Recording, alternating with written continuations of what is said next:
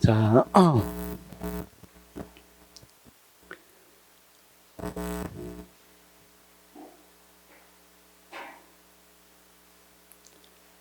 지금 부패 방지 뭡니까?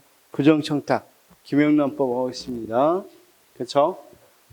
김영란법 하고 있습니다.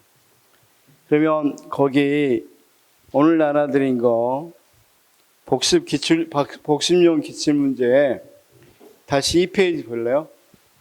2페이지 보시면 2페이지 위에 18번.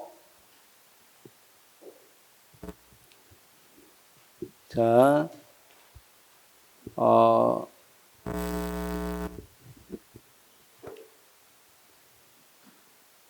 거기 이 공무원 행동관계에 따르면 공무원은 직무 관련 여부 및 기부, 후원, 증여 등 그 면목에 관계없이 동일인으로부터 일회에 100만 원 또는 매 회계년도 300만 원 초과하는 금액 등을 받거나 요구 또는 약속해서는 아니 된다. 그 예외에 해당되는 것은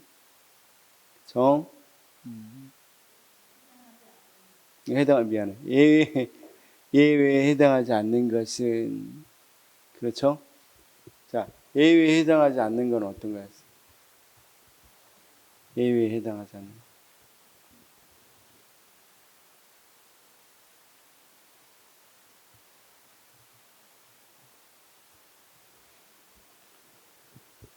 예외. 특정인이라고 그랬어? 불특정인이라고 그랬어? 그렇죠. 그래서 불특정인에게 배포하기 위해서 기념품 또는 홍보용품 등이나 경품, 경연, 추첨을 통해서 받은 보상 또는 상품 등이 무엇에 해당되겠어? 상품 등은 불특정 다수인에게 해당하면 예의가 될 수 있다고 그랬죠. 그런데 아까 여기는 특정인이라고 되어 있어요. 무슨 말씀인지 아시겠죠? 그래서 문제가 나온 데가 있는데, 그 다음, 쌤, 이거 한번 해봅시다. 77.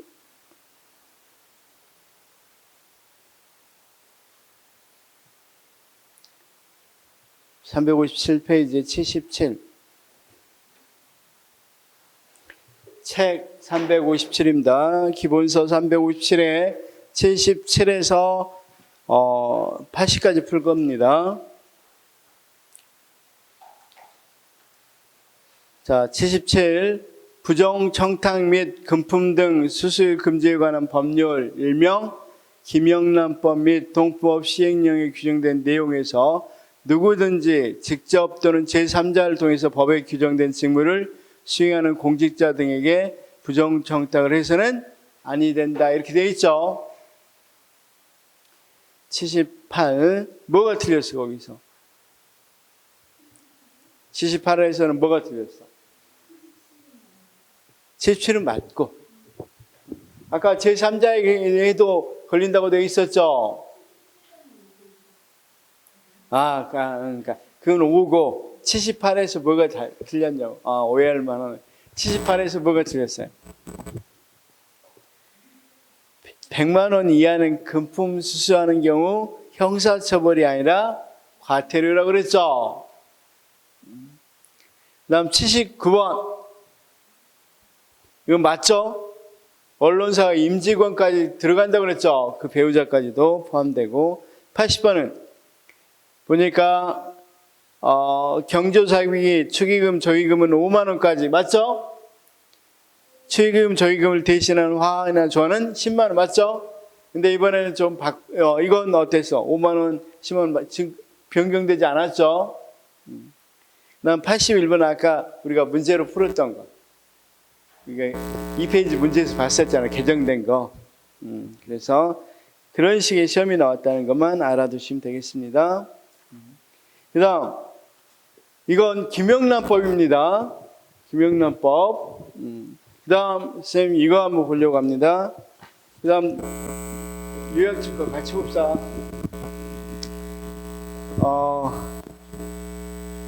자, 그 다음, 부정부패, 이거 한번 볼까요? 부정부패.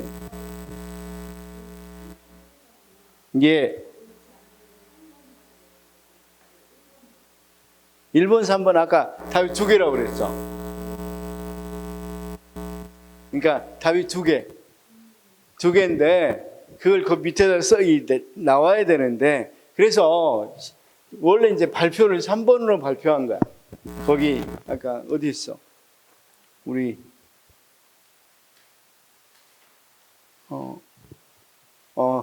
쏘리. 이거 있잖아. 우리 복수 문제 오늘 나눠드린 거, 이 밑에 변경된 거, 개정사항 내 있었던 거. 그래서 원래는 몇 번이 답이어야 돼. 원래는 이제 3번을 답으로 이제 발표를 했어. 그래서 계속 이의제기해서 복수 정답으로 1번하고 3번으로 했다고요. 무슨 말씀인지 아시면 되겠죠? 다음, 쌤 법을 좀 보려면 부정부패 이거 한번 볼까요?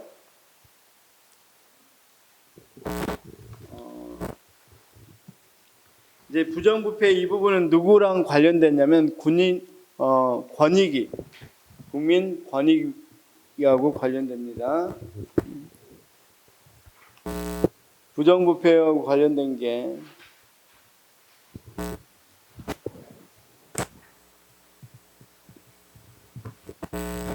몇 페이지 있어요? 부정부패하고.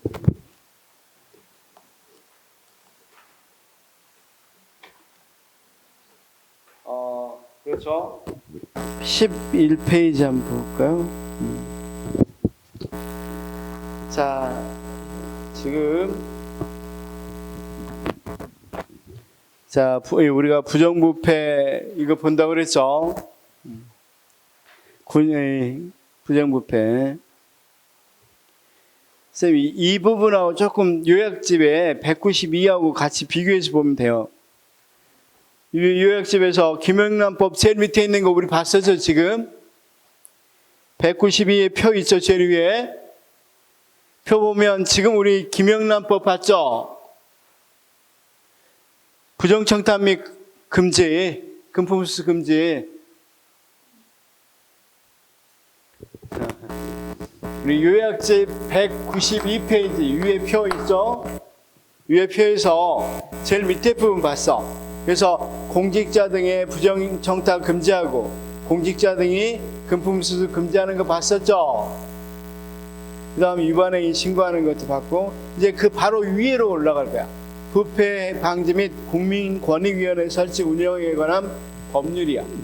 그러니까 쉽게 말해서 이 국민권익위원회 설치하면서 가장 중점을 둔 게 뭐다? 부패 방지다. 이러면 되겠죠? 그럴 때 자, 그러면 거기에 제가 이게 법령 해설에서는 11페이지. 법령 해설에서는 11페이지에 보면 뭐가 나와 있냐면 한눈에 보는 부패행위 신고 이렇게 돼 있죠. 여기는 국민권익위에서 이야기 가져온 겁니다. 그래서 자 여기 지금 우리가 여기 봤으니까 이것 보려고 해. 여기는 이해충돌방지법은 작년에 제정돼서 올해 국가 구급시험에 나왔습니다. 그러니까 이건 뭐 아직은 한 번밖에 안 나온 거잖아. 그래서 OX를 준비 못했으니까 다음 주에 제가 이것과 관련된 문제를 가져올 거야. 복수 문제. 올해 구급 시험 본 걸 가지고 가져오겠습니다. 자, 그 다음에 이제 이게 부패방지법. 정확히 말하면 부패방지 및 국민권익위 설치죠. 여기서 핵심이 어떤 거였어요? 우리 요약집 보니까 공직 비리 내부 발견 시 뭐한다? 신고 보호할 의무가 있다. 이렇게 해서 내부 고발자는 뭐한다? 보호한다. 그렇죠? 그 다음 비공직자는 어떻게 된다? 취업을 제한한다. 그런데 이건 공직자윤리법은 일반 공직자윤리법이겠죠? 일반 공직자는 퇴직 전 5년, 퇴직 후 3년간 못한다. 이렇게 돼 있죠? 그런데 비리를 저질렀어. 그러면 퇴직 전 5년은 맞지만 5년 동안 못하죠. 퇴직 후에도 5년 동안 못한다. 그래서 자, 부패행위란 뭐냐? 11번 보니까, 11페이지 보니까, 부패행위란 보니까 가목, 나목, 다목에서 세 가지 경우를 이야기하고 있죠. 공직자나 사립학교 장과 교직원 및 학교 법인과 직무와 관련해서 직위 권한 남용 또는 법령 위반 행위를 해 사익을 도모하는 것. 이에서는 공공기관, 각급 사립학교 및 사립학교법에 따른 학교 법인까지 포함을 시켜서 예산집행, 재산관리, 계약과정, 그렇죠? 등에서 공공기관의 재산상 손해를 기하는 것. 그래서 직무 관련해서 남용하는 거나 거기 같이 뭐 하냐면 법령 위반하면 그것이 부패고, 또 하나는 예산을 마음대로 낭비하는 거. 이것도 부패고. 그렇죠?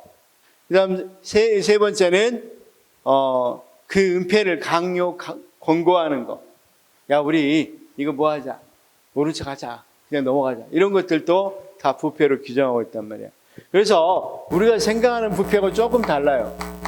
여기서 부패라는 것은 방금 이야기했다시피 물론 법령 위반한 것도 부패지만, 우리가 부패라고 할 때는 뭐 여러 가지 뭐 요즘 대통령이 많이 하는 말씀 잘하는 카르텔 뭐 형성하고 뭐 이런 것들이 부패라고 생각하는데, 여기서는 그런 부패보다는 어떻게 하는 거? 권력 남용하는 거. 그다음 법령 위반되는 거, 이런 것들 하는 것과, 그다음 뭐 하는 거? 예산에 손해 끼치는 거, 이것도 부패예요. 거기 뭐라고 돼 있어? 예산 집행, 재산 관리, 계약 과정 등에서 공공기관의 재산상 손해를 입힌다고 그랬죠. 그러니까 고의로 안 해도 그냥 이건 문제가 있는 거야, 부패. 그렇죠? 세 번째는 뭐 또 부패야? 야야, 발설하지 말자. 뭐 이렇게 하는 거 있죠. 하면 안 돼. 하면 승진에 지장이 있어. 이런 것들 다 부패야, 부패. 그다음 그런 행위들은 반드시 뭐 해야 된다? 신고해야 돼, 신고.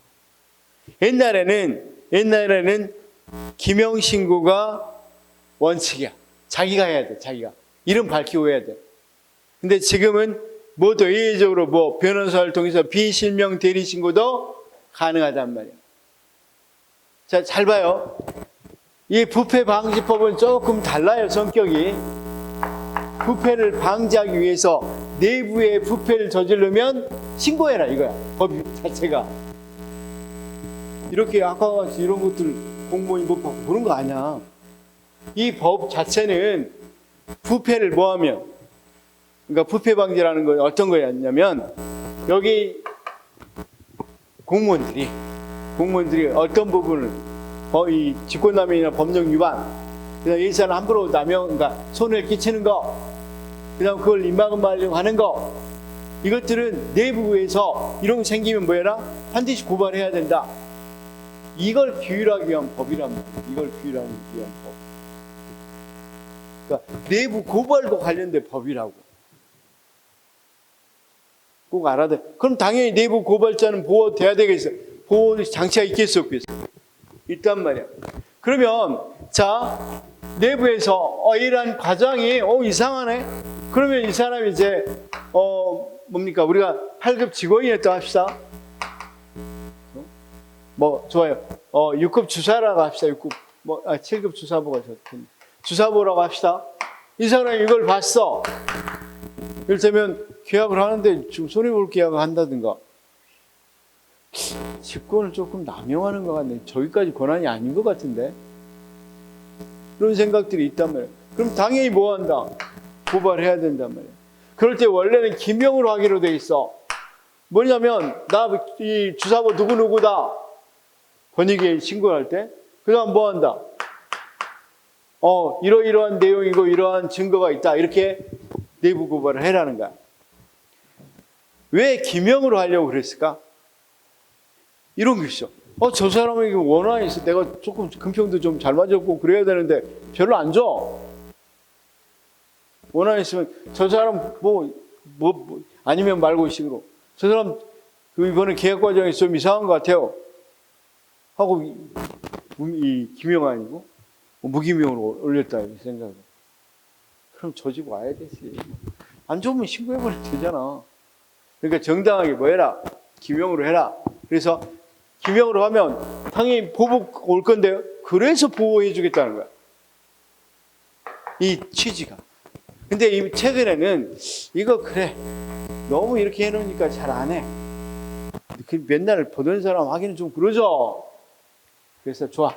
그럼 비실명으로도 할 수 있는데 반드시 변호사가 누구 그냥 옆에 사람 누구 뭐 자기 친척 이렇게 해서 신고해라 이런 건 아니고 변호사라는 건 그래도 어느 정도 법적인 뭘 갖고 있어. 대리로서 갖고 있기 때문에 변호사가 뭐 할 수 있다? 신고할 수 있다. 비실명.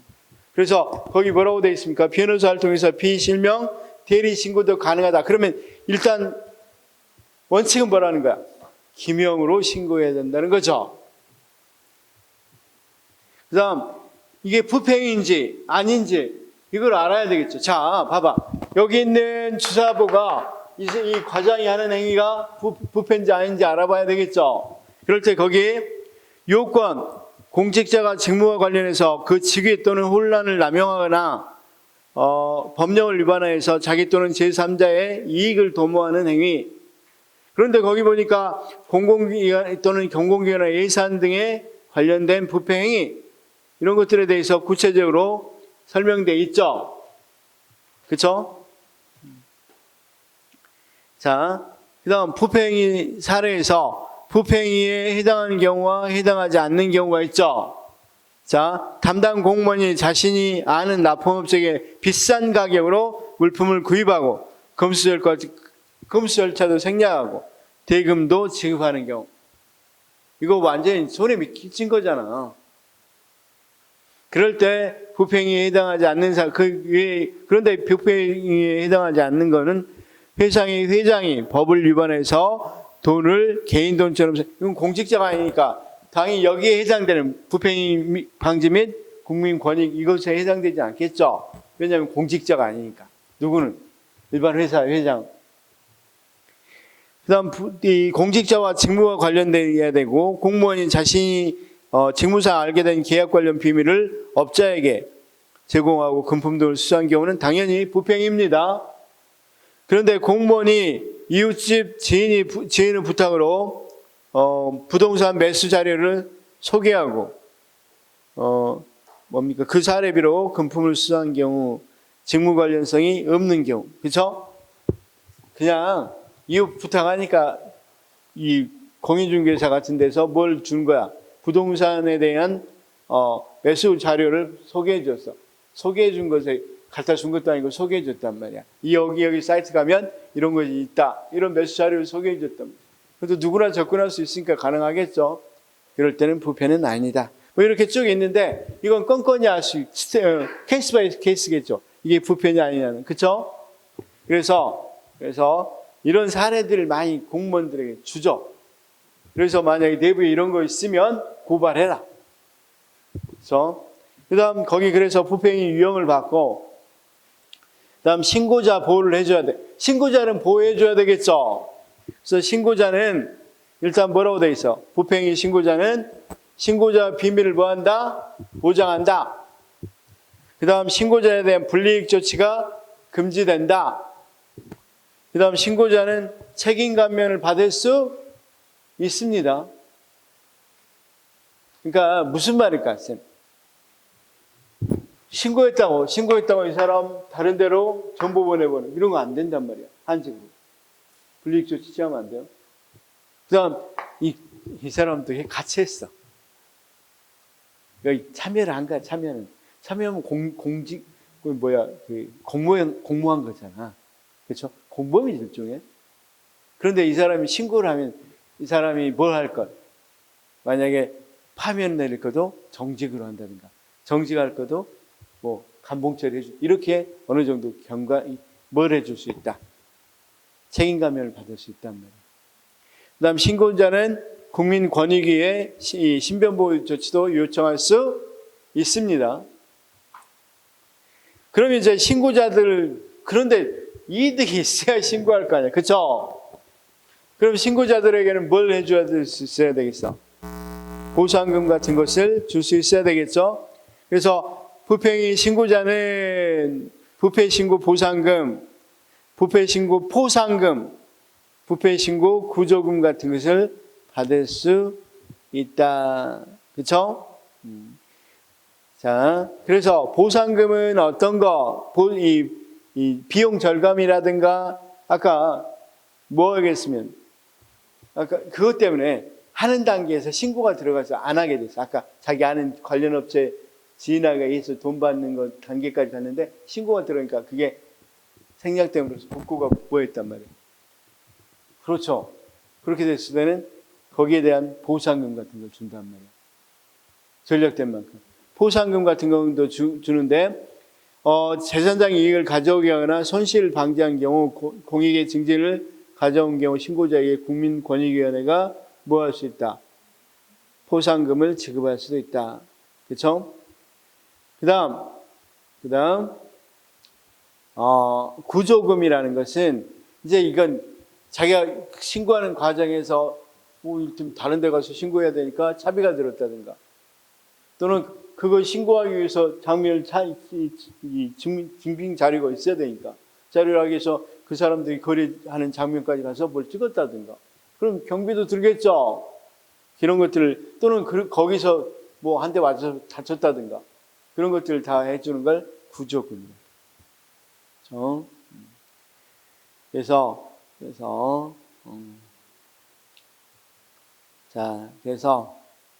보상금, 포상금, 구조금을 다 줍니다. 그렇죠? 자, 그러면 이제 그건 조금 놔두고 우리가 이것만 가지고 이건 이제 그러면 다시 한번 192페이지로 나와서 이거 말고도 어떻다? 비리공직자는 여기서 이제 비공직자들이 나오겠죠. 비공직자는 취업을 어떻게 한다? 제한한다. 퇴직 전 5년, 퇴직 후 5년까지. 그다음 뭘 청구해야 할 수 있어? 국민들이 이걸 알았어. 그럼 뭘 청구할 수도 있다? 그러니까 이건 내부 문제는 아니지만 내부 고발자는 아니지만 국민이 할 수도 있겠잖아. 자, 봐봐. 선생님 공무원이고 제가 납품업자예요. 근데 제 지인들이 있을 거 아니에요, 또. 근데 내가 뻔히 이 사람하고 이런 관계라는 걸 지인이 알아버렸어. 그럼 이 사람들도 뭐 한단 말이야? 뭐 내부 고발자는 할 수 없잖아. 그럼 이 사람들도 300명쯤도 모여서 감사원에다가 감사 좀 신청할 수 있겠다, 이거. 그렇죠? 그래서 몇 명이 그냥 모여서 신청하면 할 수 있는 거예요. 그 국민 감사 제도다. 감사 청구제도. 누구에게? 감사원에 청구합니다. 그 다음 이제 이 부패 방지법에 부패 방지 및 국민권익위법에 행동 강령이 규정되어 있기도 해요. 나중에 설명할게요. 행동 강령. 그런데 이제 한번 봅시다. 이제 내부 고발자가 아니야.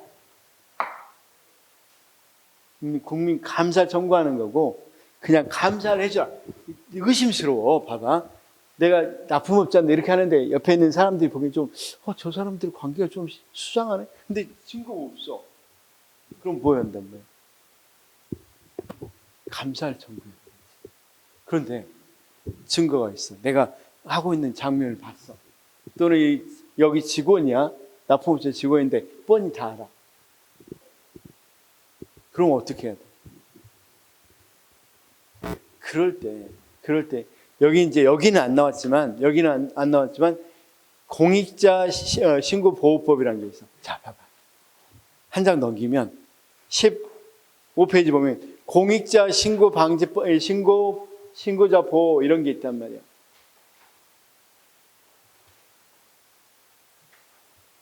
그렇죠? 이 법을 또 만들었어. 그러니까 자, 다시 한번 그 나중에서 우리 시험에는 안 나왔으니까 나중에 다 끝나고 좀 설명하겠습니다. 그러면 부패방지법에는 어떤 거? 내부 고발자만 나왔고 외부에서 이렇게 부패를 고발하는 건 공익자 보호법에 의해서 보호를 받을 수 있다. 공익자는 공익에 대해서 뭐 했으니까? 신고했으니까. 이해됐어? 그러면 우리 시험에 안 나와서 안 나와서 이건 일단 내부 고발자 여기 부패방지법에 대한 건 먼저 뭐 해보고 풀어보고 이것에 대해서 조금 더 추가적으로 알아보도록 하겠습니다. 그럼 이건 자 부패방지법 및 자 다시 한번 부패방지법 및 국민권익위 설치법은 거의 어떤 것에 관계된 것이다? 내부 고발자에 관계. 부패가 있었을 때 내부 고발자에 관계된 거고 부패는 뭘 말한다? 직권남용, 법령 위반, 예산을 낭비 이 세 가지. 그렇죠? 그 외에도 있긴 있겠지만 어떤 이 세 가지. 그다음 이제 그 말 못하게 하는 거. 강압이나 권고 이 세 가지라고 했어요. 그러면 여기에 관해서 먼저 문제를 풀어보겠습니다. 자, 부패방지법에 관계된 거. 자, 쌤 353페이지.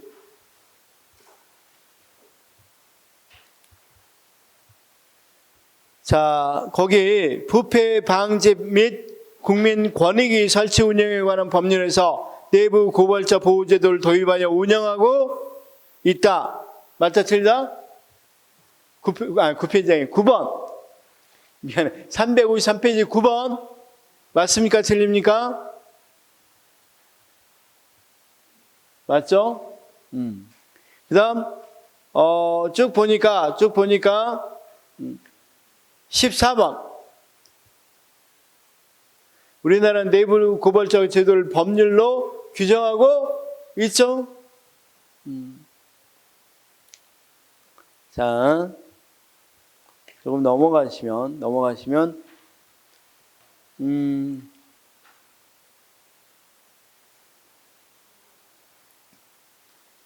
공직자윤리법에 대해서 많이 나왔죠?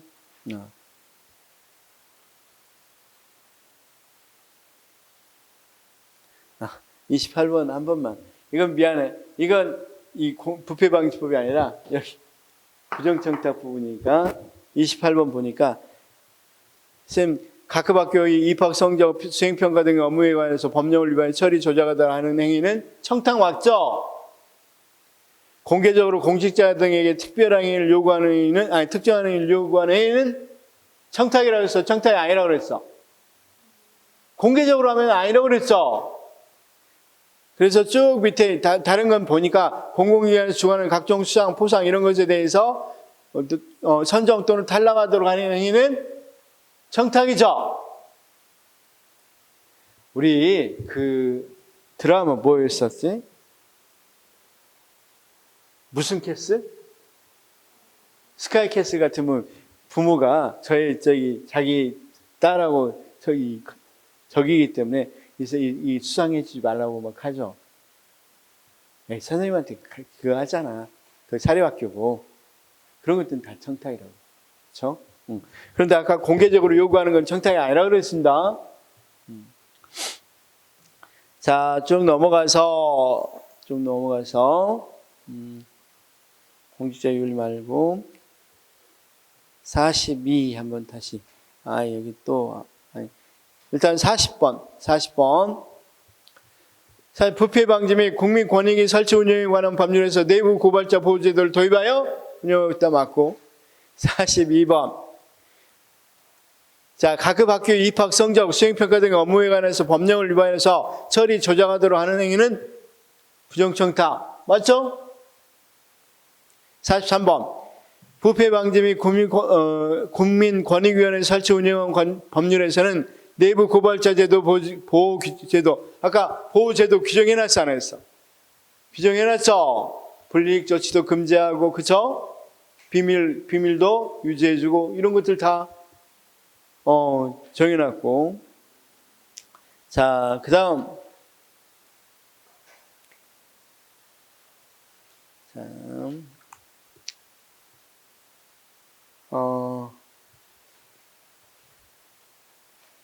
부패에서는 아니고 64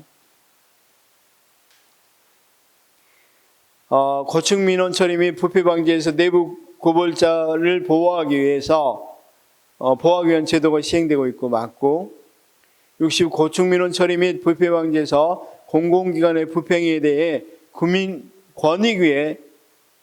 권익위원회 감사 국민감사청구제로는 300명 이상이고 국민권익위원회입니까? 감사원입니까? 감사원이라고 이야기했었죠. 그쵸?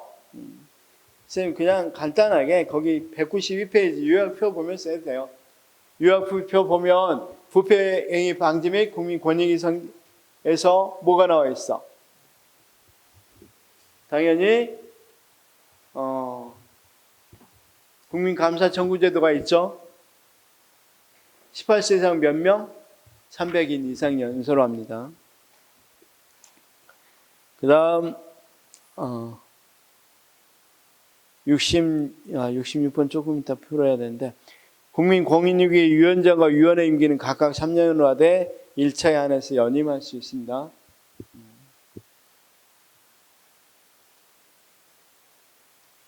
그러니까 국민권익위가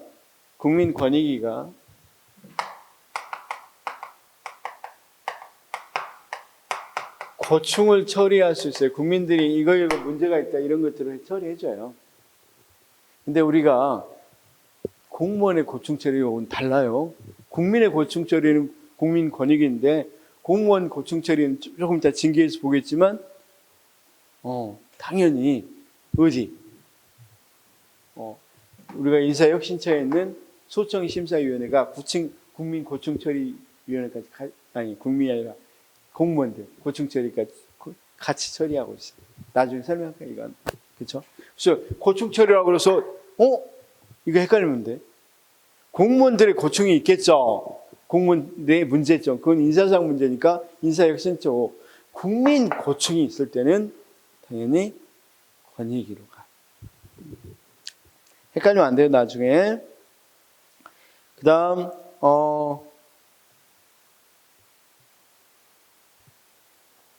67, 국민고충처리 및 부패방지에 대해서 지방자치는 고충민원을 처리하기 위해서 시민고충처리위원회를 둘 수 있다. 둘 수 있습니다. 그냥 둬야 한다도 아니고 둘 수 있다. 그래서 오늘 나눠드린 자료 중에서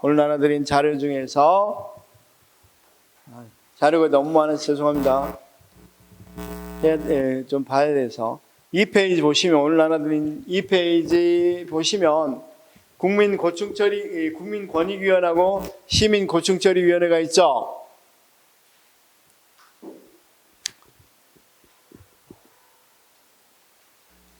그래서 국민권익위원회고 그러니까 국민권익위원회는 국무총리 소속이고, 그렇죠?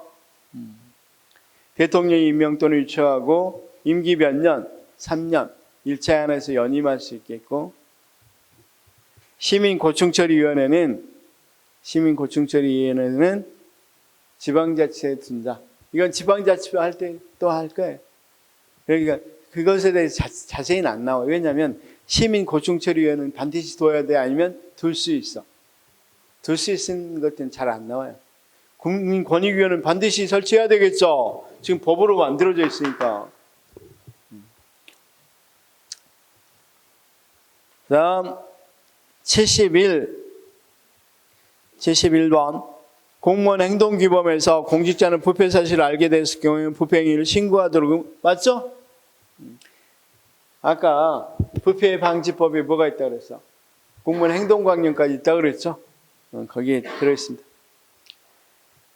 자, 그 다음 쭉 보니까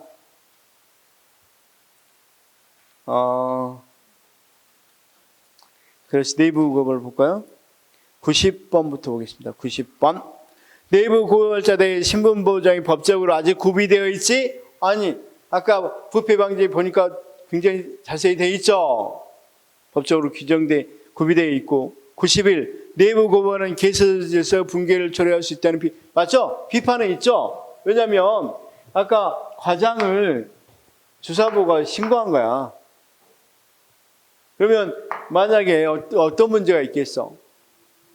사실은 이 상관과 부하 간의 관계가 상당히 문제가 될 수도 있겠죠.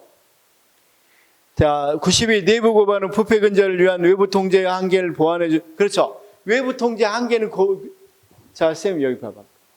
이 사람의 부패에 대해서 감사원에서 감사할 수도 있겠죠. 그 다음 다른 데서도 감사할 수 있는데 특히 이런 부패는 내부에서 더 잘 알 거 아니야.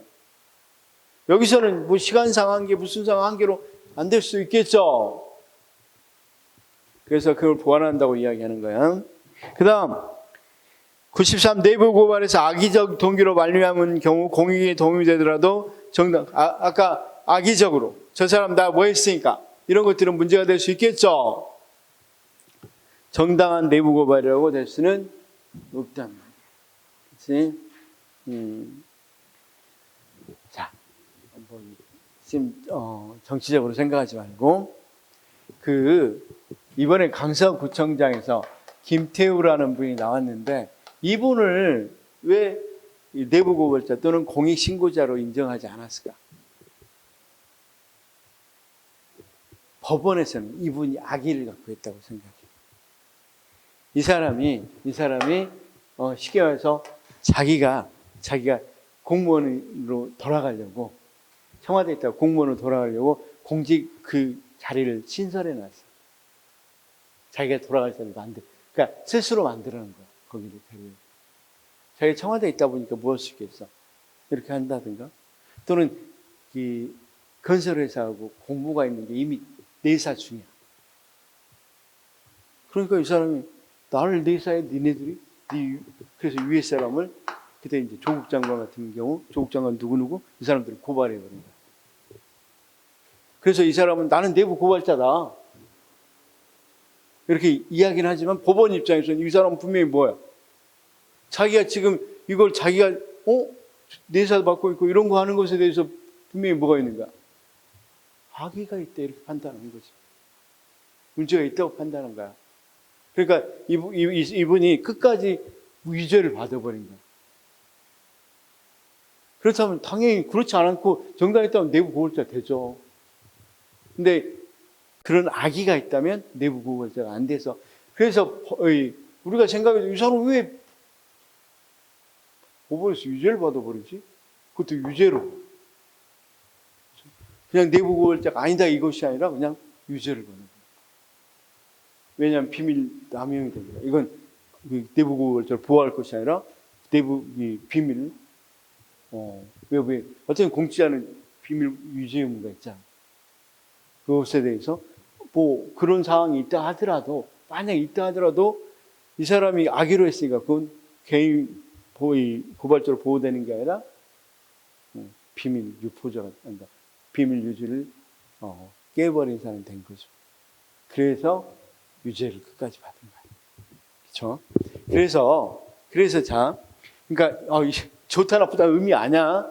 누구를 옹호하자라는 게 아니라 그럼 결국은 내부의 고발이라도 악의적으로 했을 때는 내부 고발자로 인정해 준다, 안 해준다? 안 해준다. 그렇죠?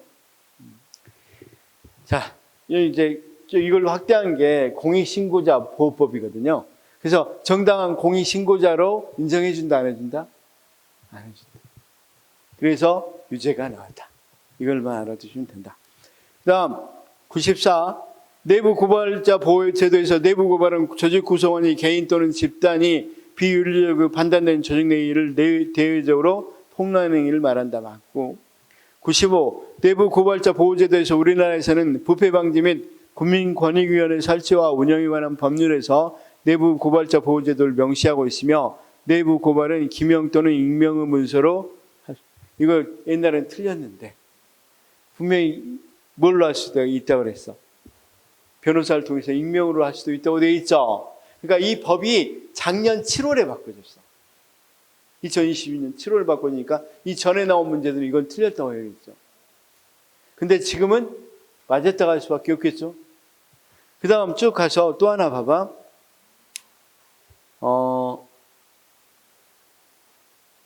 이 문제 풀면서 합시다. 문제 풀면서.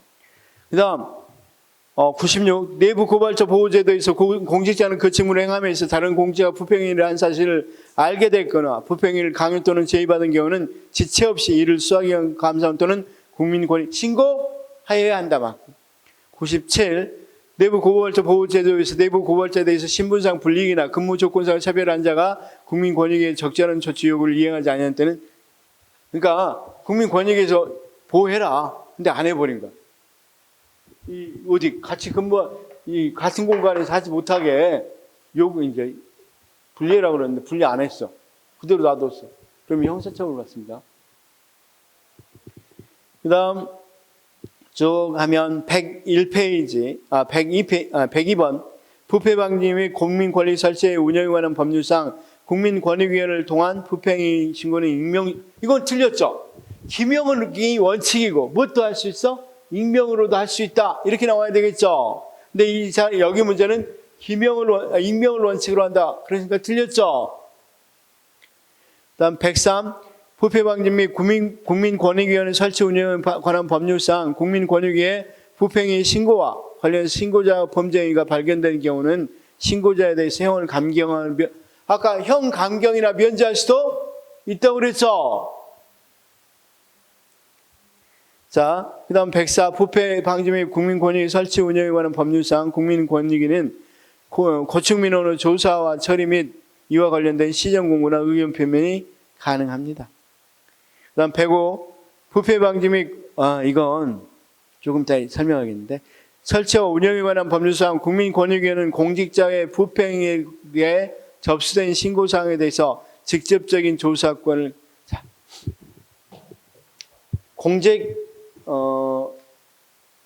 권익위원회는, 권익위원회 한번 볼까요? 국민권익위원회 잘 써놨네.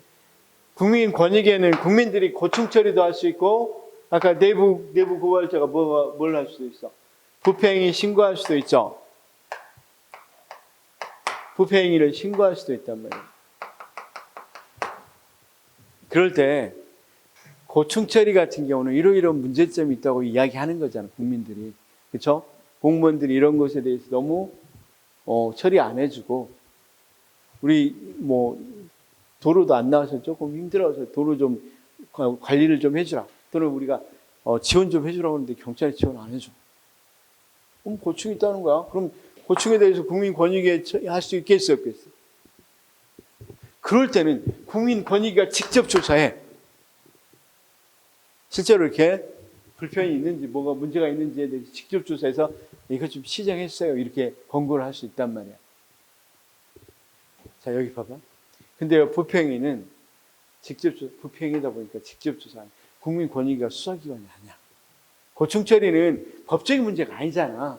그러니까 뭐 할 수 있어? 얼마나 고충이 있는지 조사하고, 이거 좀 처리, 권고사항으로 처리 좀 바란다고 이야기할 수 있단 말이야. 근데 부패행위는 완전히 아까 납품업자에게 자기가 싸게 하고 이렇게 돈 받고 그러면 안 되죠? 그런 것들을 국민권익위가 조사 안 하고, 이건 수사기관이 아니니까 수사기관에 뭐 해야 되겠어? 형사적 문제입니다. 형법적 문제입니다. 수사기관에 신고해야 됩니다. 그래서 수사기관에, 조사기관에 이첩해야 된다. 근데 이제 감사원은 어느 정도 뭐 할 수도 있어. 이런 것들을 감사하잖아. 그래서 이런 걸 조사할 수 있으니까 어디에 그럼 수사를 의뢰해야 되느냐 또는 조사를 의뢰해야 되느냐 이렇게 된다면 감사원이나 수사기관에, 경찰이나 검찰에. 자, 거기까지 대충 알겠죠? 그 다음 넘어갔습니다. 이제 여기까지 2개 봤어. 2개 보는데 시간 엄청 많이 걸려. 자, 여기까지 그래도 확실히 알겠죠? 이제 어떤 법인지. 자, 이 법은, 한마디로 딱 보면 내부 고발자법이구나. 윤리로 보면. 근데 국민권익위가 또 설치돼서 이 국민권익위는 어떤 일을 한다? 국민들 고충 처리하고, 그 다음 어느 정도 이 내부 고발한 데 대해서 관리를 해줘야 되겠죠. 어느 정도 부패 방지할 때 내부 고발자에 대해서 어떻게 고발을 하고 있는지에 대해서 상황 관리하는 거. 그렇죠? 그런 부분에 대해서 국민권익위가 존재한다. 그렇죠? 또는 내부 고발자 접수하는 기관이야. 자, 지금 공직에 다 들어가 있을 거잖아. 그러면 상관이 그런 일이 있으면 제일 먼저 어디에도 해야 되겠어. 권익위에다가 고발해야 되겠죠. 그래야 내부 고발자로서 보호를 받을 수 있으니까. 무슨 말씀인지 아시겠어? 그래서 국민권익위가 하는 일, 그럼 내부 고발자 보호해주는 그런 조치들 하는 거고, 또는 국민들 고충 처리해주는 거. 이렇게 알면 되겠죠? 국민들 고충입니다. 공무원 고충이 아니라. 그 다음 이건 부정청탁 및 금품수수 금지는, 공무원들이 뭐 하는 거? 부정청탁 받아서는 안 되겠죠. 부정청탁 받아서 처리하면 안 되니까, 이러이러한 것들은 부정청탁이니까, 이런 부정청탁 들어오면 처음에는 뭐 하고? 나 못 들어준다. 이렇게 거절하고, 또 들어오면 신고해라. 금품수수 받으면 안 되겠죠. 금품을 받으면. 그쵸? 금품수수가 있을 경우는 어떻게 한다? 금품수수에 대해서. 그렇죠. 신고해라, 바로. 그 다음 그 사람에게는 돌려줘라. 발자만 돌려줘라. 그렇죠? 이것을, 그러면 어떤 게 금품수수고, 어떤 게 금품수수가 아니고, 세상에, 저희가 뭡니까, 상을 당해서 5만 원 정도 줬는데, 그걸 금품수수다 이래버리면 곤란하죠? 그렇죠? 이런 것들은 금품수수가 될 수 없고, 이 불특정 다수인에게 어디에서, 시청이나 이런 데서 경품 나눠주고 이런 것까지 금품수수에 이러면 곤란하겠죠. 그런 것들은 금품수수에 어떤 것은 들어가고 어떤 건 안 들어가고. 그 다음에 공무원들이 강의해주고 돈 받으니까, 너 금품수수 한 거 아니야? 적정 강의료는 금품수수가 아니라는 거야. 교사라든가 이런 사람들은 100만 원 1시간에 이하 받거나, 공무원들은 40만 원 이하 받으면 그건 뭐 한다? 그건 금품수수로 볼 수 없지. 정당하게 강의하고 받은 거지. 그 위에 받으면 뭔가 꼭 더 일러주는 느낌이 들죠. 그건 아니고, 그 안에서 받으면 정당한 거의 강의하는 데 대한 대가라고 쳐줄게. 그건 금품수수, 불법적인 금품수수 아니라고 볼게. 이런 거로. 이해됐죠? 이 두 가지 보면 금방 알겠죠. 그러면 이제 이런 것만 알면 이 규정이 어디에 있는지 금방 이해할 수 있단 말이에요. 어디에 있는지. 그 다음에 이제 제일 중요한 게 뭐냐면 공직자윤리법이에요. 아무리 해도 공직자윤리법이 가장. 공직자가 국가공무원법이 있음에도 불구하고 국가공무원법이 13개나 금지사항을 적용해놨어. 의무사항으로. 뭐 하지 마라.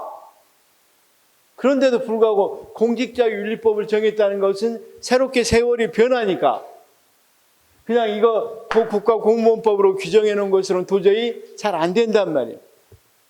국가공무원법으로 정해 놓은 것으로는 뭐 할 수 없는 게 이걸 막을 수 있는 방법이 별로 정확하게 막을 수 있는 방법이 많지 않아. 이걸로는 힘들단 말이에요. 그래서 새롭게 법률을 정했단 말이에요.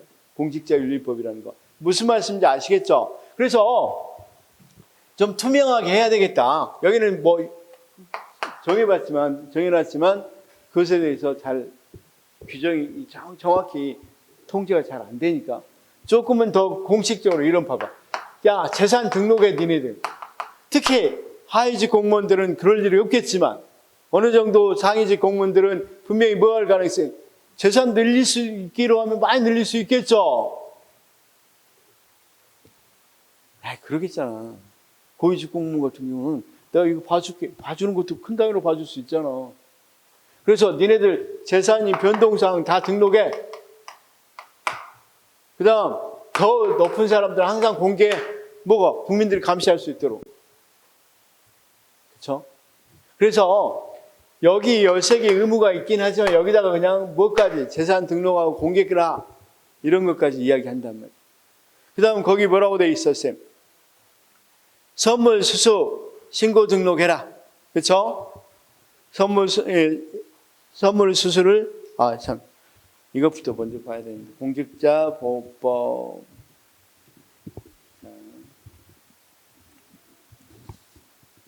공직자윤리법. 공직자윤리법 뒤쪽에 좀 있습니다.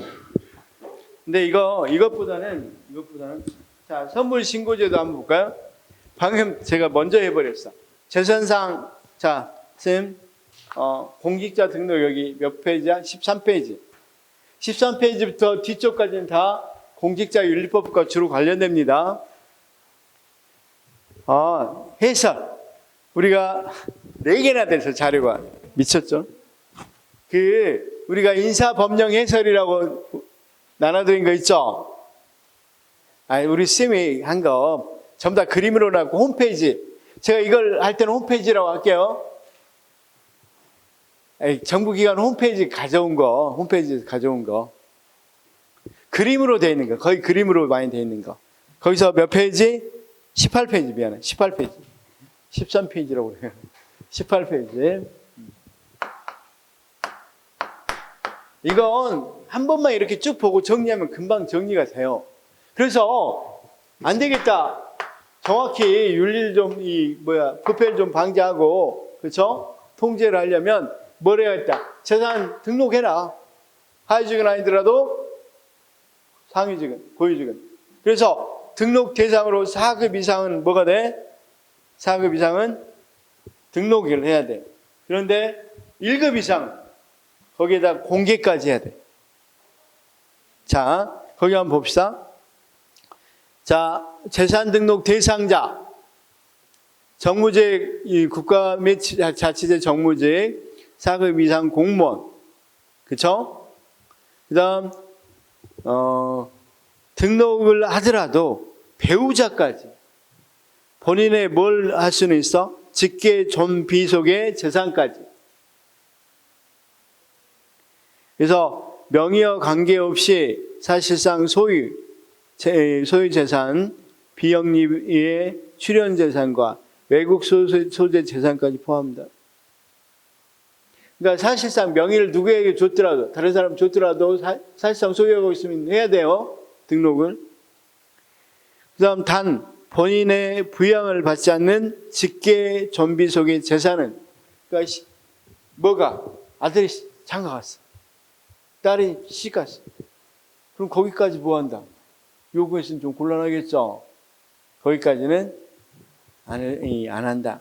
그렇죠? 뭐 할 수 있다? 고지를 거부할 수 있어. 하더라도 뭐 괜찮은데, 이 부분 안 할게요.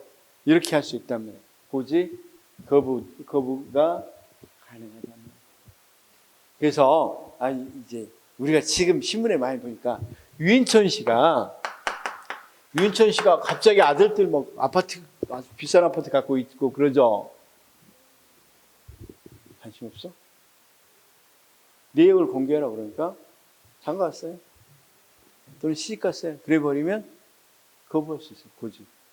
왜? 그러니까 청문회 때 왜 안 하냐 그러니까 이 법에 당연히 뭐가 있다?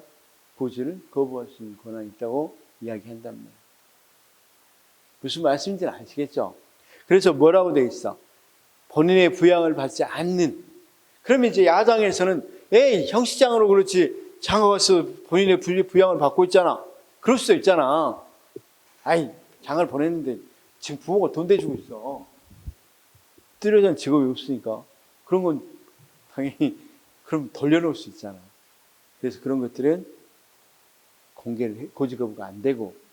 그렇지만 이 사람 직장에 다니면서 뭐 한다고 그러니까 우리 직장에 다니고 이렇게 다 보는데 왜 공개하라고 그러냐? 나 그거 볼게. 이렇게 할 수 있다는 거예요.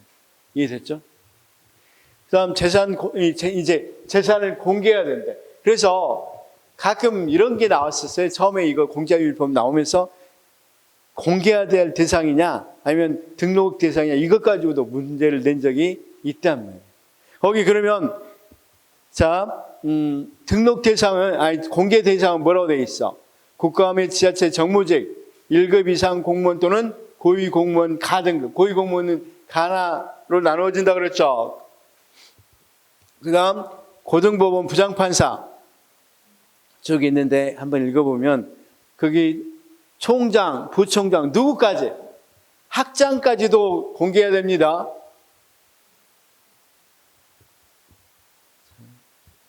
그 다음 국군은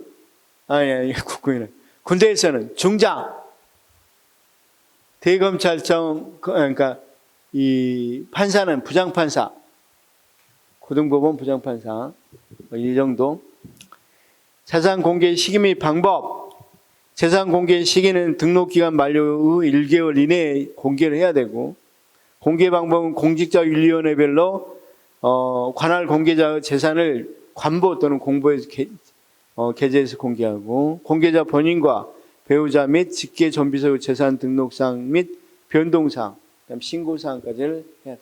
그러니까 쉽게 말하면 등록한 사람들은 4급 이상은 다 등록이라 그랬으니까 1급들도 다 등록을 해야 되겠죠. 그런데 1급들은 거기 등록뿐만 아니라 뭐까지 해야 돼? 등록했던 것을 공개까지 해야 돼. 관보에다가.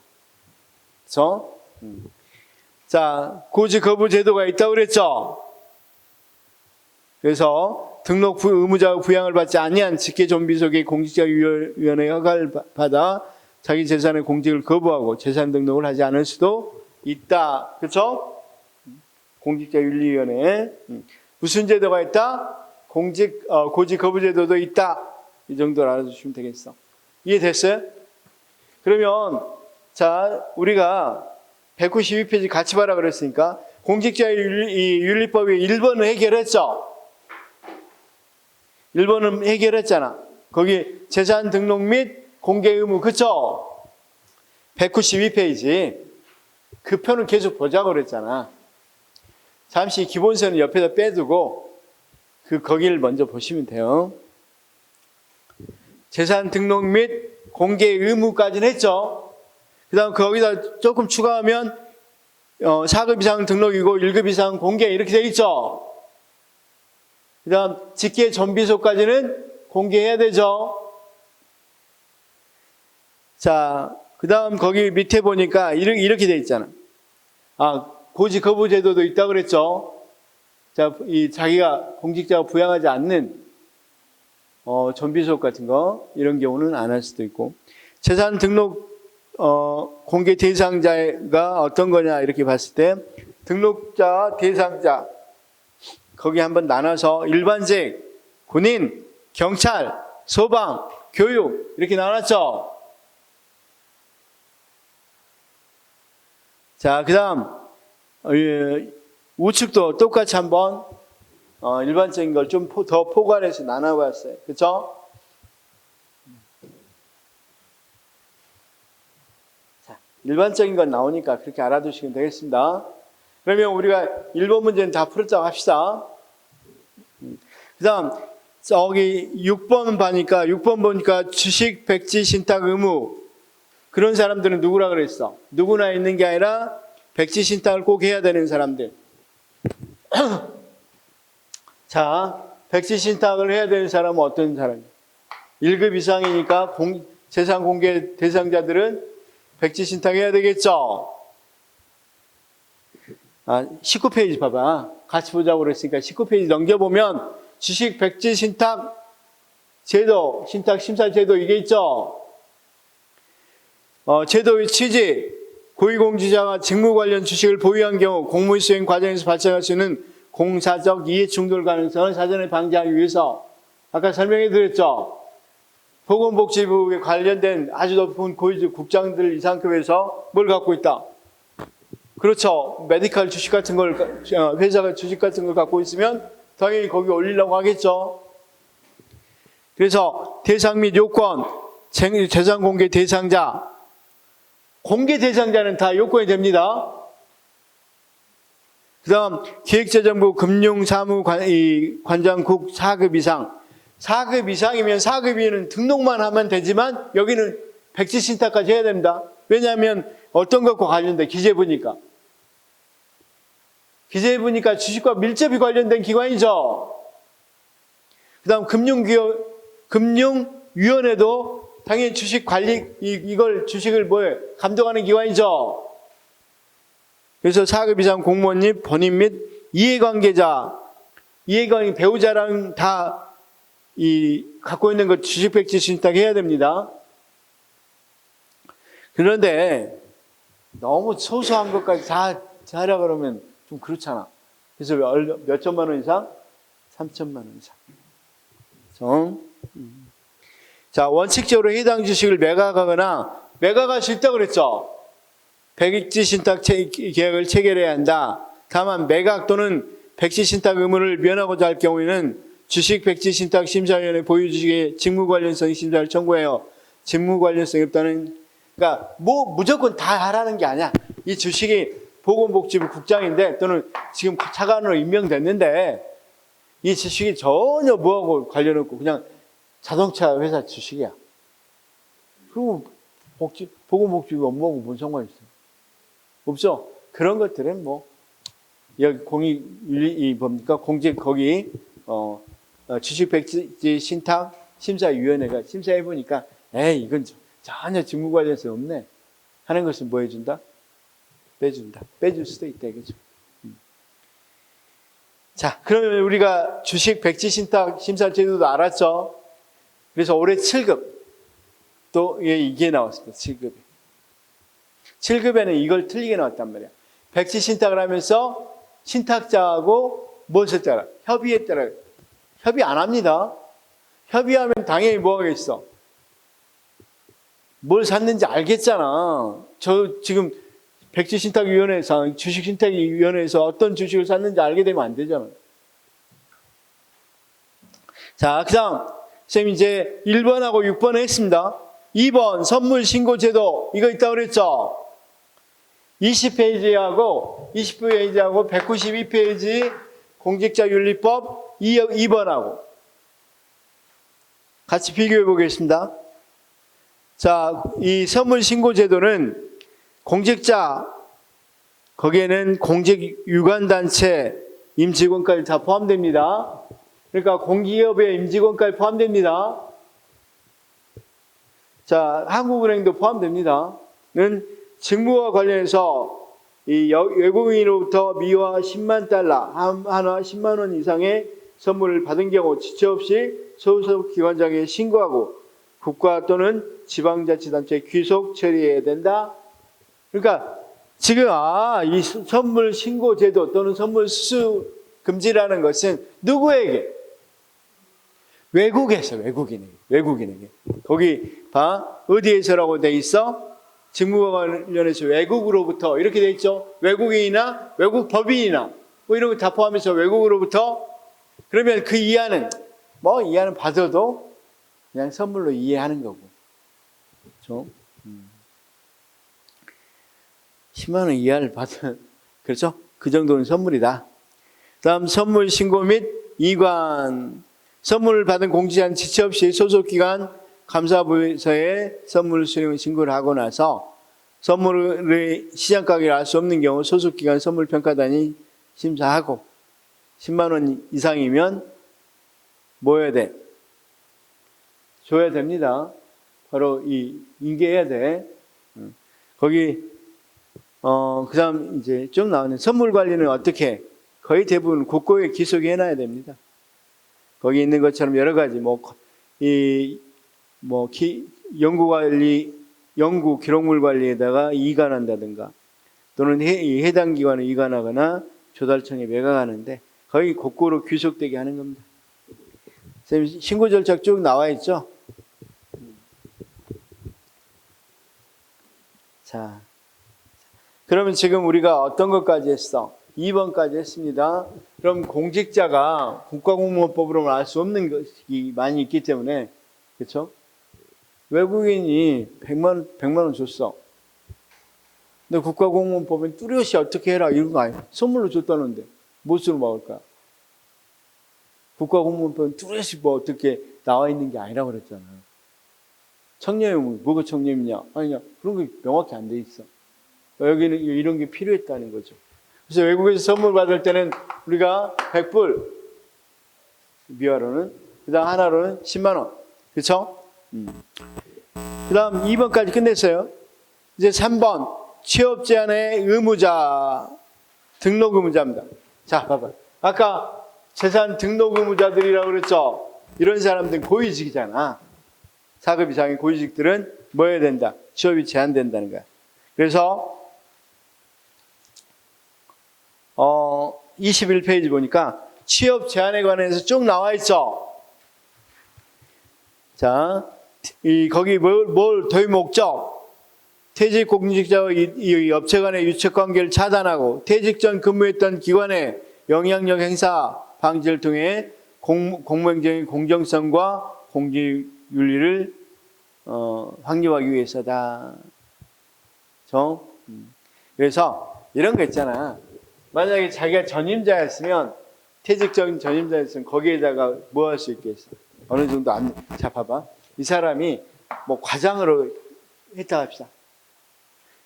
이 보건복지부 과장으로 했다 그래. 그 부서. 그러면 그리고 나서 이제 어떤 이 의학이나 병원에 들어갔다 그래. 그러면 어느 정도 압력 좀 자기 부하 같은 사람들한테 뭐 할 수 있겠어? 좀 해주라고 할 수 있겠죠. 그래서 그런 것들을 막기 위해서 그렇습니다.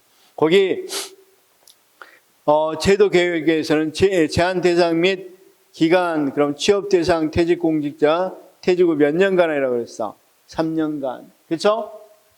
제한 조건은 퇴직 전 5년 동안 소속되었던 부서, 고위공직자는 소속 기관까지입니다. 와 취업 예정 기간 간에 일정한 업무 관련성이 있는 경우입니다. 그래서 업무 관련성, 재정 보조를 했다든가 인허가를 해주는 기관이라든가 검사, 검사네. 그다음 조세부, 검사 감사구나, 미안해요. 조세부가 계약, 감독, 시간, 수사 뭐 이런 것들 관계된 것들, 사건 수사 미안. 취업 대상 심사 대상 기간이 있는데 그건 넘어가 됩니다. 자, 업무 처리 이렇게 돼 있으니까 한번 보시면 된다. 여기 핵심으로는 그냥 어떤 게 많이 나온다? 세 번째, 취업 제한할 때는 다시 한번 대상이 누구다? 등록자, 재산 등록자. 그러니까 하위직은 상관없어요. 그러니까 재산 등록까지 했으니 대상자니까 일반적으로는 퇴직할 때 4급 이상인 사람들. 그렇죠? 이 사람들은 취업 전 5년 동안 있었던 부서에 3년 동안은 취업을 못한. 다른 이 취업 전 5년 부서가 아니고 이과 관련이 없다면 어딘든 취업할 수 있겠죠. 이럴 때 한번 봅시다. 보건복지부 나와서 그냥 나 아파트 관리원 하고 싶어. 그거 아무 관련 없죠. 담당 부서하고. 그럼 바로 할 수 있지. 그거야.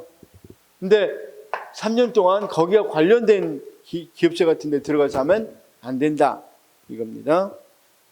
그 다음, 네 번째, 행위 제한의 의무. 그쵸?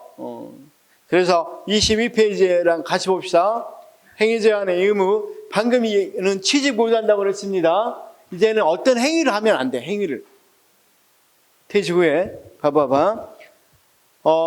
왜 도입했냐면, 공직자가 퇴직 후 일정 업무의 취급을 제한하고 부정행위를 금지해서 부당한 영향을 행사하는 걸 사전에 방지한다. 자, 내용에서 모든 퇴직 공직자는 본인이 직접 처리한 일정 업무를 영구히 취급 제한한다. 고위공직자는 퇴직 후 2년간 일정 업무 취급 제한, 부정청탁 또는 알선 금지까지 하는 거.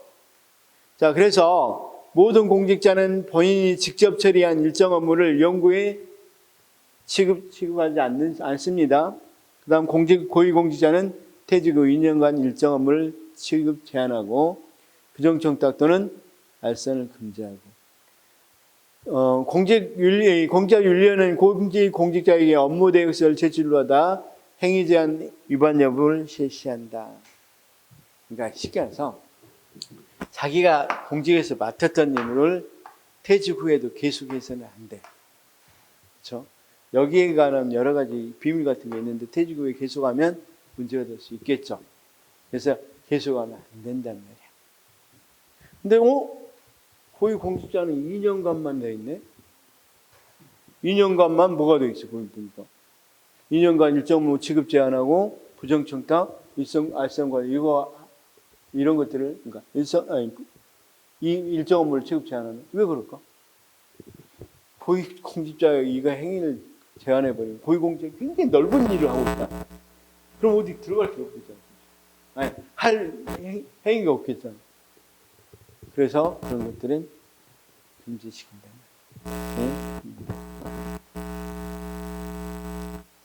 자, 그래서 이제 자기가 공문서를 작성한다. 근데 취업 뒤에 그런 것들을 대행해 이런 거 안 돼. 똑같은 업무. 그걸 같이 써버리면 안 되겠죠? 훨씬 그런 것들이 민원인 같은 굉장히 유리하겠죠. 그래서 그런 것들은 안 됩니다. 그래서 거기 쪽에 있는데 그런 내용으로 퇴직 공직자는 행위를 제한하는데 모든 공무원은 자기가 했던 직무는 안 됩니다.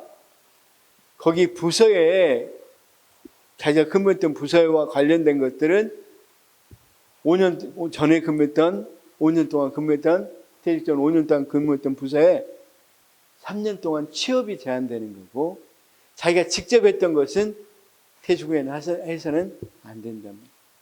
그렇죠? 자, 그래서 직접 처리한 건 해서는 안 되고 그 다음 마지막으로 어떤 게 있어? 이해충돌 방지. 이건 왜 안 나왔냐면 바로 이제 공직유관단체로 나왔냐면 공직유관단체는 아까 뭘 알아봐. 이런 게 공직유관단체다. 이렇게 하려고 하는 겁니다. 그러면 이해충돌 방지는 왜 안 나왔어? 그렇지, 방지법이 나왔으니까. 그렇죠?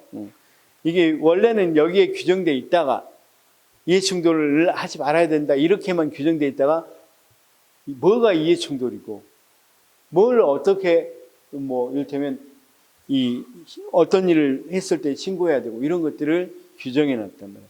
그게 이해충돌 방지법이에요. 근데 이해충돌 방지법은 시험에는 작년에 제정됐으니까 안 나오겠죠, 아직. 근데 올해는 또 나올 가능성이 있어서 국가고급에는 한 번 나왔단 말이에요. 그래서 우리가 잊어먹기 전에 우리가 지금까지 했던 거 풀고 뭐 한번 해보자. 그러면 자, 여기 봐. 부패방지법은 뭐가 있었어? 내부 고발자법이야.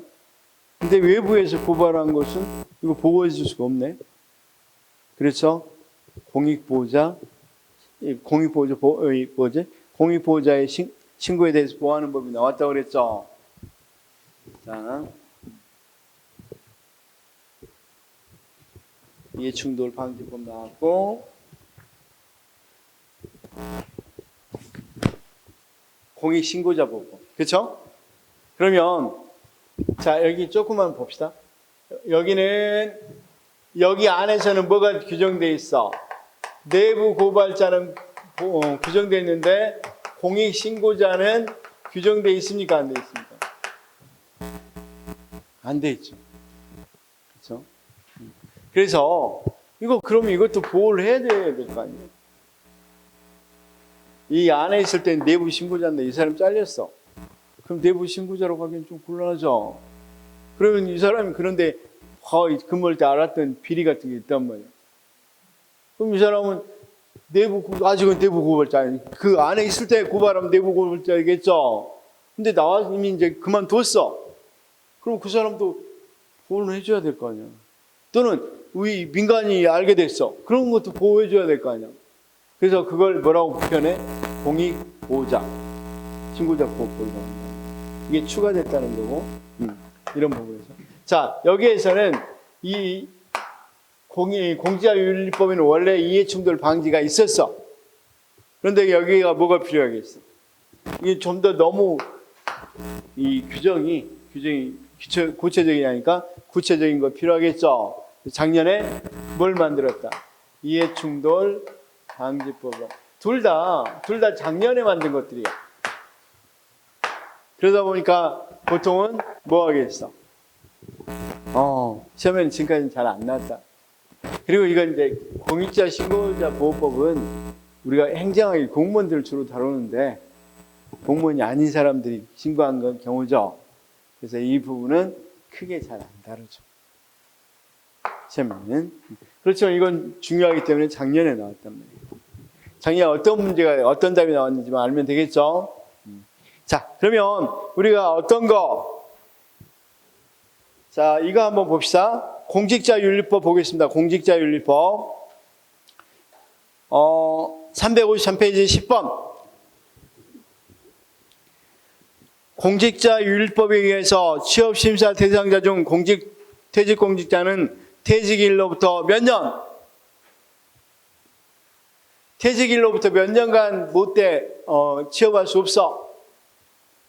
퇴직 전 5년 동안 소속하였던 부서 업무와 밀접한 관련 있는 기관에 취업할 수 없다는데 2년이 아니라 3년이죠. 자, 그 다음 13번. 공직자윤리법상 지방의회 의원은 외국 정부 등으로부터 받은 선물의 신고. 당연히 공직자윤리법에서는 누구는 공직자라고 그랬죠. 공무원이. 자, 지방의회 의원도 공무원이죠. 뭘로 뽑힌? 선거에서 뽑힌 정무직 공무원이죠. 당연히 이 사람도 어떤 의무가 있겠어? 신고 의무가 있겠죠. 그 다음 15번.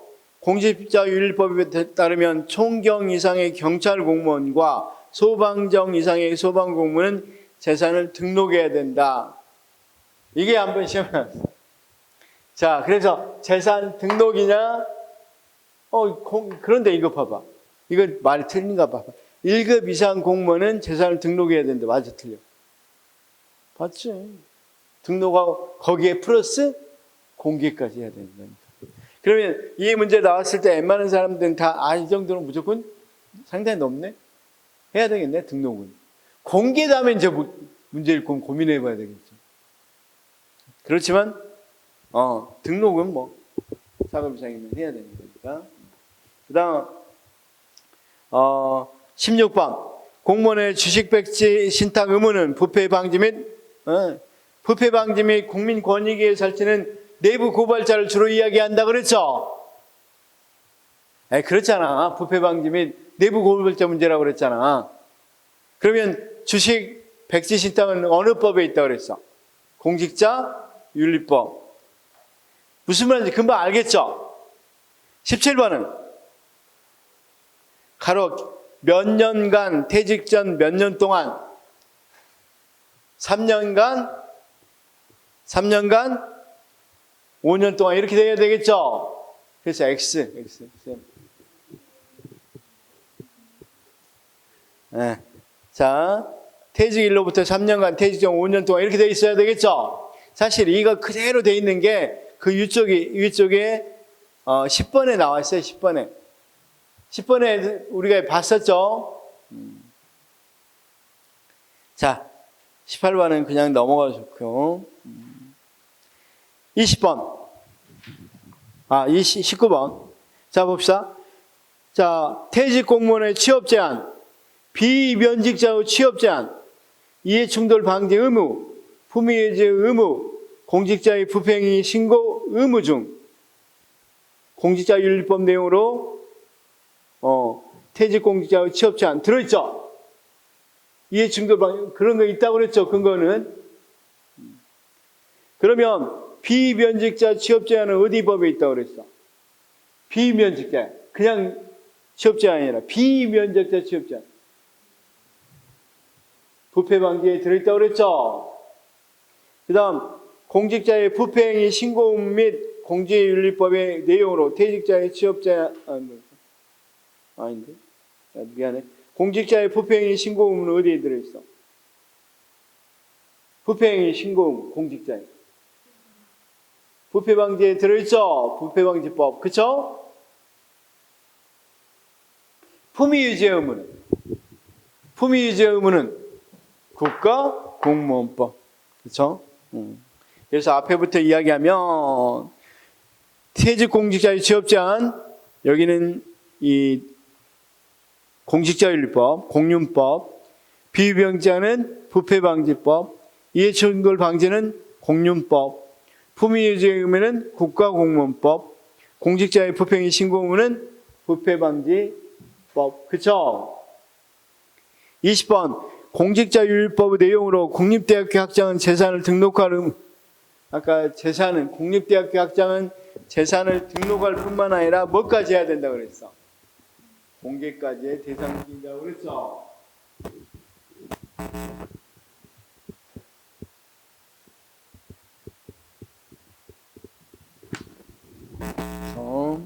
자, 잘 받으라고 했었고, 그 다음 공직자윤리법 계속해 보겠습니다. 21. 공직자윤리법 내용으로 공무원은 그 직무와 관련해서 외국인으로부터 수령 당시 국내 시가 10만 원 이상의 선물을 받으면 재취업 신고하고 인도해야 되겠죠. 22. 공직자율법 내용으로 재산 공개 대상자가 직무 관련성이 있는 경우 매각 혹은 백지 신탁에 한 주식의 하한가액은 그렇죠. 3천만 원이라고 그랬죠. 자, 23. 공직자율법 내용으로 퇴직한 재산 등록 의무자는 퇴직 시점까지의 재산 변동을 퇴직일로부터 재산 등록 의무자는 1개월이는데 1개월. 이것도 바뀌어졌어요. 최근에 이것도 바뀌어졌어요. 원래 2개월이었는데 1개월로부터 바뀌어졌어요. 이건 좀 너무 힘도 있어서 잘 안 나올 것이 분명하니까 이 정도 알아두시면 되겠고. 24번은 공제pháp 율법 내용으로 공개 대상자 등 그 이해관계인이 보유하고 있는 주식의 직무 관련성을 심사 결정하기 위해서 인사혁신자의 주식 백지 신탁 심사위원을 둔다고 그랬죠. 공직자율법 내용으로 한국은행과 공기업은 정부공직자위원회에 의해서 공직유관단체로 지정될 수 있다고 그랬죠. 그리고 지금 지정해놨죠. 지금 현행법으로. 자, 그래서 우리가 나눠준 것 중에서 제일 뒤쪽에 보면 공직자유관단체가 있었죠. 거기에 한국은행하고 공기업은 들어있었고. 26번 공직자율법 내용으로 취업 대상자는 관할 공직자위원회 승인을 받지 않고 취업 제한 기간의 퇴직일로부터 3년간 일반적으로 이렇게 말할 수 있겠죠. 취업할 수 없고. 27번은 쌤 당사자에게 반환해라 그랬어? 아니면 어디 우리가 이 근무기간에 인도하거나 또는 시간 나중에 국고에 귀속돼야 되겠죠. 그래서 이걸 바꾸면 쌤 준 사람한테 돌려주진 않아. 외국인 줬어 10만 원 이상. 그러면 그 사람한테 가서 돌려주라는 게 아니라 그걸 그냥 신고하고 그 소속기관에 제출하든지. 소속기관에 제출하면 그건 또 국가에 갖고 와서 국고에 기속시켜요 그냥. 그러니까 될 수 있으면 10만 원 이상 안 받아야 되겠죠.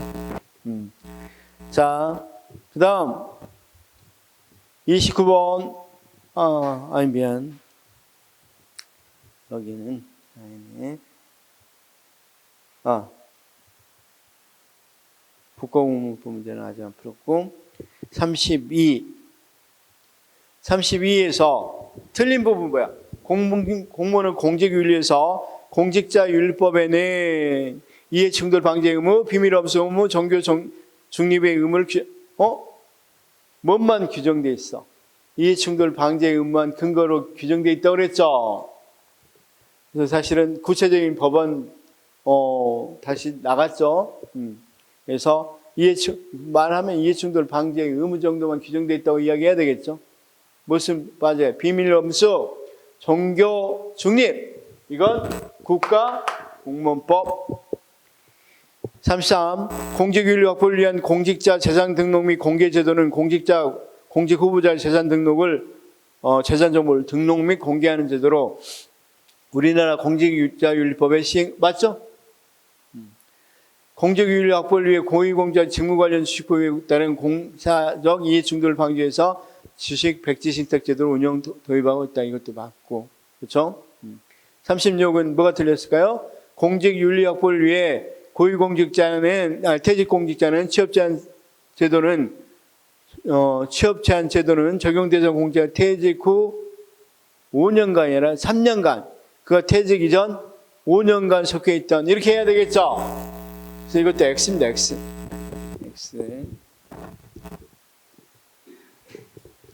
37. 그렇지. 35번이 맞고 36번이 틀렸어요. 그 다음 39번은 이건 아까 나왔던 그대로 나왔죠. 39번은 아까 나온 문제 그대로죠. 그래서 퇴직일로부터 몇 년간? 3년간. 41번은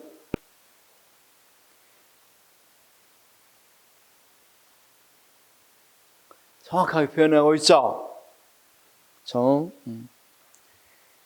자, 그래서 좀 넘어가면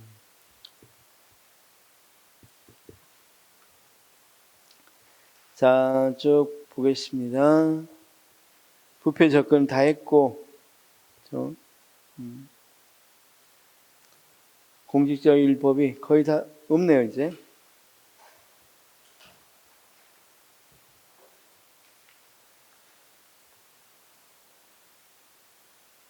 자, 없죠? 자, 고생했습니다. 여기까지 지금 했어요. 여기까지 했고, 이제 국가공무원법, 헌법, 이건 나온 적이 없으니까 헌법에는 뭐가 있다고 그랬어? 정치적 중립, 이거 하나만 알면 되죠. 모든 국민에 대한 봉사자, 뭐 이 정도 규정되어 있다는 거 알면 되고, 국가공무원법 13개의 의무로 되어 있고, 이제 공직자윤리법은 뭐라 그랬어? 6개로 재산을 등록하고 공개해라. 그렇죠? 그 다음 선물 같은 건 신고해라. 외국에서 받은 선물 같은 거. 그 다음 뭐가 있다고 그랬어? 6개 중에서 선물 신고해라. 세 번째는 취업 제한이 있다. 취업 제한. 그 다음 행위 제한. 행위 제한이 있고, 그 다음 이해충돌 방지. 그건 근거만 남아있고 따로 법으로 만들어놨다고 그랬죠. 그 다음 선서변에 그 다음 주식 백지 신탁. 그렇죠? 이런 게 있다. 그러니까 이것만 잘 알면 돼. 부패 방지 뭐라고? 내부 고발처법이다. 주로. 그다음 비리 공무원 취업 제한은 여기에 있다. 비리라는 건 부패했다는 부패 방지법이니까 비리에 대한 취업 제한 공무원. 그다음 여기 봅시다. 국민감사 제도가 있다. 이 정도만 알아두시면 되겠고. 부정청탁 및 금품수는 부정청탁. 어떤 경우가 부정청탁이고 어떤 경우가 아닌지. 그렇죠? 공무원들이 받는 부정청탁이 어떤 게 부정청탁이고 아닌지에 대해 설명했고. 금품수, 공무원이 받는 금품수가 불법적인 금품수냐 아니면 허용해주는 금품수냐. 이런 걸 규정한다고 그랬죠. 후세 관한 법. 이걸 뭐라고 그런다? 김영란법이라고 한다. 그런데 지난번에 경조사비가 5만 원이니까 어때요? 요즘 여러분 결혼식장에 5만 원 들고 가면 어때? 자네란 눈으로 보죠. 근데 이 법이 만들어짐으로써 공무원들은 해방시켜준 거죠. 야, 미안해. 우리 윤리법, 공직자윤리법이 있어서, 뭡니까? 김영란법이 있어서 5만 원 이상 하기는 곤란해. 뭐 이렇게 하면 되겠죠? 몰라. 어쨌든 그런 것에 관련되고 이건 그것보다는 재산, 주식, 재산도 주식이니까 재산은 주식, 선물, 그렇죠? 그다음 이 일반적인 공무원, 특히 고위공무원들의 취업 제한, 그다음 일반 공무원까지 해서 행위 제한 이런 것들이 있고 이해충돌이 있었는데 이해충돌은 분가했다. 그렇죠? 근본만 놔두고 분가했다. 그럼 되겠죠? 자, 식사하고 2시에 뵙겠는데 이거 오전에 다 끝내려고 그랬는데 실패입니다. 자, 식사를 하시고 대강 이제 알겠죠? 이 법들이 지금 떠다니면 안 돼. 막연하게. 이 법들이 굉장히 복잡해요. 사실은 처음 대한 사람들은 굉장히 복잡한데 어느 정도는 정확히 좀 알아두면 항상 용어에 그래 답이 있는 거야. 부패. 이때는 어디 부패? 내부 부패. 그래서 내부 고발자 보호. 그대로잖아. 부정청탁을 받는 경우와 받지 않는 경우를 구분해 줄게. 금품을 받아도 금품을 받을 수 있는 경우와 받지 못하는 경우를 뭐 해줄게? 구분해 줄게. 그렇죠? 그래서 지나치게 높은 금품 받지 말고 강의도 지나치게 높은 금액 받지 말고 이런 거야. 별거 아니잖아. 그렇죠?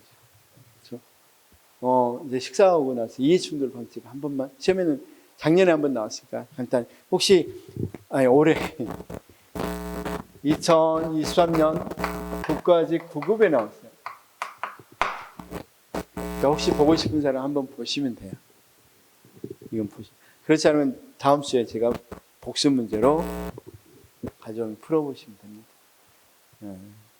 근데 너무 답은 쉽게 나왔는데 그걸 많이 틀렸어요. 왜? 한 번도 본 적이 없어요. 이게 뭔 소리인지 잘 모르니까. 나중에 식사하도록 하죠.